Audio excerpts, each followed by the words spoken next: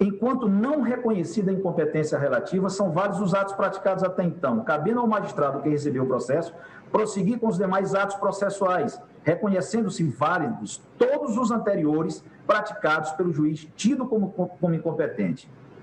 No caso, tão logo verificada a prevenção de outro membro do tribunal para relatar a ação penal, os outros foram imediatamente a ele redistribuídos, ocasião em que ratificou todos os atos decisórios proferidos, inclusive o decreto de prisão cautelar. Recurso em habeas corpus, número 127.757, DF, relator ministro Teori Zavascki, segunda turma, julgado em 2 de junho de 2015. A pedra de toque no tema das nulidades é: não há nulidade sem prejuízo, como está na fórmula francesa pas de nullité sans grief. E no nosso Código de Processo Penal, artigo 563, nenhum ato será declarado nulo se da nulidade não resultar prejuízo para a acusação ou para a defesa.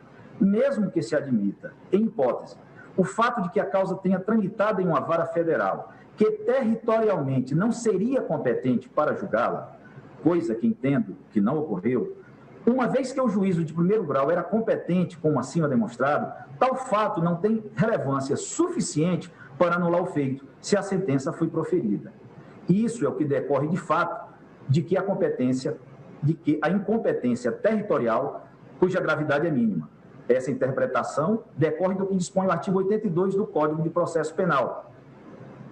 Se, não obstante a conexão ou continência, forem instaurados processos diferentes, a autoridade de jurisdição prevalente deverá avocar os processos que corram perante os outros juízes, salvo se já estiver com sentença definitiva. Nesse caso, a nulidade dos processos só se dará ulteriormente para o efeito de soma ou de unificação das penas. No âmbito infraconstitucional, o Superior Tribunal de Justiça frequentemente tem enfrentado o tema, tendo editado a respeito a súmula 235. A conexão não determina a reunião dos processos se um deles já foi julgado. Ora, se a falta de reunião de processos conexos não anula os atos, se houver sentença, a reunião equivocada de processos não conexos também não pode implicar qualquer tipo de nulidade. Por essa razão, pedindo novamente a mais respeitosa vênia ao eminente relator e aos demais que pensem de forma contrária, para reiterar a minha posição, pela competência da 13ª Vara da Seção Judiciária do Paraná e enfatizar que, mesmo que considerássemos tal juízo territorialmente incompetente, eventual prejuízo para a defesa não foi demonstrado. Friso que, na pior das hipóteses, o deslocamento do feito deveria ocorrer no estado em que o processo se encontra, preservados os atos decisórios ou, no mínimo, as provas produzidas. Atribuir a uma alegada incompetência relativa a eficácia para anular integralmente um processo, desde o recebimento da denúncia, após mais de 5 anos de seu início com o recebimento da referida peça acusatória, que já foi julgado em várias instâncias, com vários habeas corpus apreciados e rejeitados, inclusive por este Supremo Tribunal Federal, lembrando que no habeas corpus essa matéria poderia ter sido conhecida de ofício, se não fosse tão relevante, e dar-lhe uma dimensão jurídica jamais vista em âmbito jurisprudencial. A preservação dos atos decisórios, ou, no mínimo, das provas produzidas, seria o razoável a se fazer em caso de ser adotada tal solução. Em resumo e já em conclusão. 1. A competência para processar e julgar as ações penais a que responde o paciente é, sim, ao meu sentido, a 13ª Vara Federal da Seção Judiciária de Curitiba, Paraná, diante dos documentos apreendidos com os acusados, no caso e principalmente do contrato da Petrobras com o convênio Compar, relativo às obras da refinaria Presidente Getúlio Vargas, na região metropolitana de Curitiba, Paraná, de onde saiu parte da vantagem devida direcionada ao paciente. 2. O relatório da Comissão de Licitação e do relatório da Comissão de Negociação direta analisados pela apuração interna da Petrobras, que apurou desconformidade nos contratos da aludida refinaria Presidente Getúlio Vargas de Curitiba, Paraná. 3.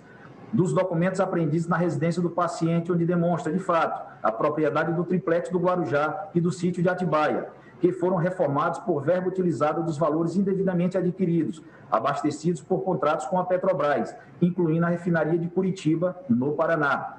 4. Finalmente, além do conjunto probatório apreendido com as empresas e com o paciente, conclua ainda pela existência de conexão instrutória, contrariamente ao decidido pelo eminente relator, com fulcro no inciso 3 do artigo 76 do CPP, entre a ação penal 504-6512-94-2016, 404-7000 Paraná, e as várias ações penais que têm como objeto os contratos firmados pela Petrobras, sendo um deles diretamente firmado na região metropolitana de Curitiba, consórcio Compar, para a obra de construção na refinaria Presidente Getúlio Vargas, processados e julgados pelo juízo da 13ª Vara Federal de Curitiba, Paraná.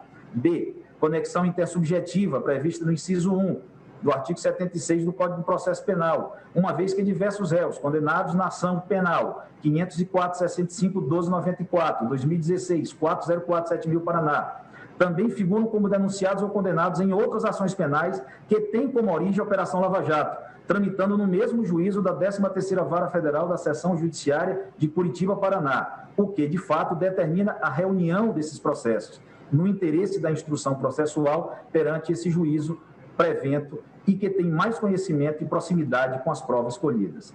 E, por fim, conexão objetiva do inciso 2 do artigo 76 do CPP, já que o crime atribuído ao paciente foi concretizado mediante crimes anteriores adrede executados com o propósito de assegurar a execução do último elo da cadeia criminosa.